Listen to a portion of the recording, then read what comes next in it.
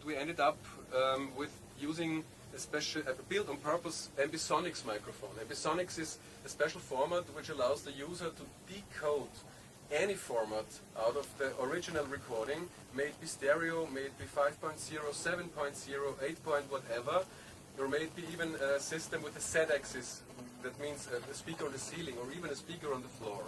So we have the complete flexibility and actually every chance to mimic any situation of a recording. So now we have, let's say, about 1,000 impulse responses from a single stage, and we had to find a way to deal with these enormous amounts of data, because you can imagine our early tests were moving a lot of little faders and typing in numbers. It was horrible, I tell you. So we tried to find a new way of handling these amounts of data, and we ended up with this little interface which should appear now. This icon represents every instrument or every ensemble on the MIR stage. We can control everything from here. The position of the instrument, the direction, because I already told you we have this direction information built in, the volume of the instrument, which is also reflected by the opacity of the lower semicircle, the stereo width, because it's a very big difference if you're close to an instrument, then it would be almost stereo, or if you're far away. We see if an instrument is actually playing with this kind of magic eye. We can control the direct signal, which means the ratio between the actual MIR signal and the original instrument signal. And of course we can add many of them on a stage. So we build up our own orchestra on a virtual stage that in fact is a real stage. The end of the story is that we had to find a new way of handling this data also technically, because when we talk about 1,000 convolutions, it's not so common nowadays to handle this in real time, because every product on the market right now is able to handle maybe 10, maybe 8, maybe 16, and the main problem is that the CPU, that you will run out of CPU very fast if you use 10 instances or 20 instances of these engines now. So we found a way of pre-processing, so to say, these convolutions in the sense that we are able to play the equivalent, and I say this very obviously, the equivalent of 1,000 convolutions in real time. I will show you later, as soon as you move a position, an instrument's position, sorry for my English, on stage, you will hear the engine adjusting these parameters in the back. It's just a faint clicking. But it's not that we really play those 1,000 convolutions, obviously. We just are able to mimic the same acoustic image. We didn't sacrifice the sonic imaging in any way. Enough talking.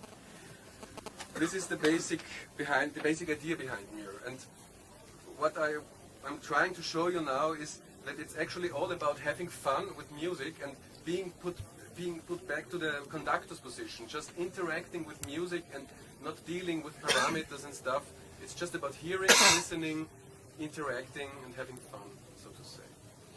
The piece I'm going to play for you now is another very big fanfare thing. You may know it. We are now in the great foyer of the Vienna Concert House, which is more or less a cathedral, 30 by 40 meters, full of marble, full of mirrors.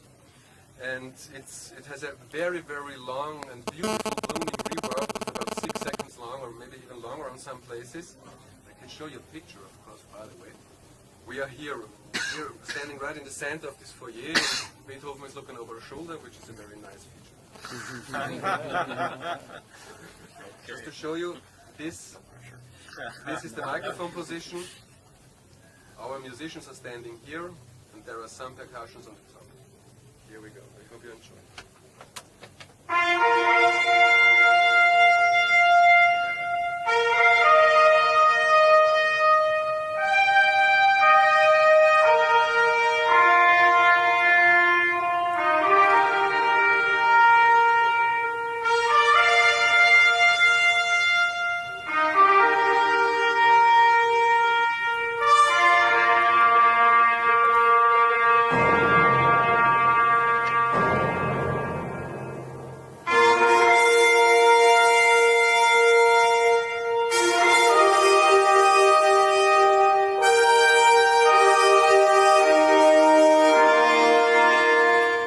something awful, I just turn off the MIR itself. We have just hear the instruments as they were recorded.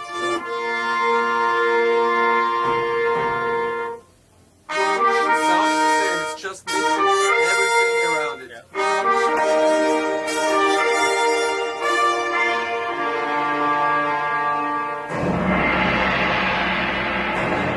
I do the same again.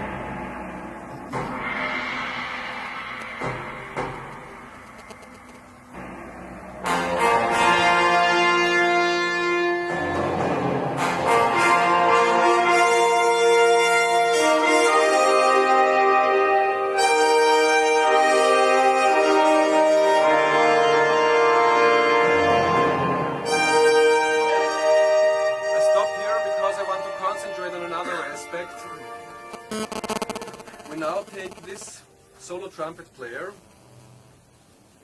and we put him on a different position of this beautiful foyer and we ask him to walk around a bit. What you will hear now are those faint glitches I was talking about because I'm actually abusing the engine right now.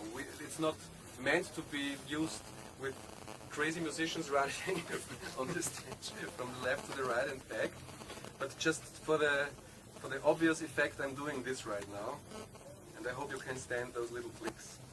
We are still standing on the same position down here in the foyer, but the trumpet player has moved upwards 3 staircases and is now standing here on the right, facing, this is always his nose so to say, facing towards the 3rd floor of the concert house, and he's playing the same tune, but from a very, very different position. And the more you stand in the middle, the better you can distinguish the differences.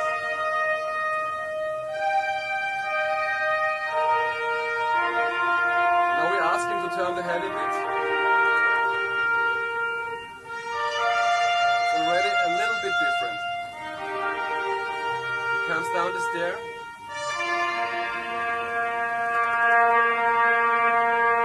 Now we are standing right in his direction. Down even more.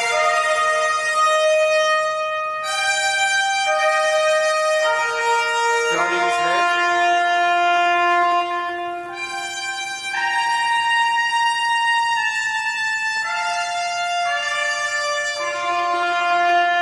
Now it comes down to our...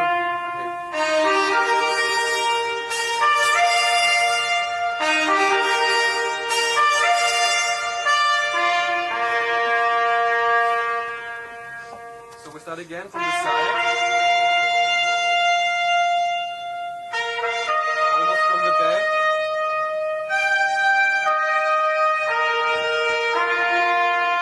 And now he's standing behind us. And mind you, those are not just panorama stuff. It's not just panorama stuff going on.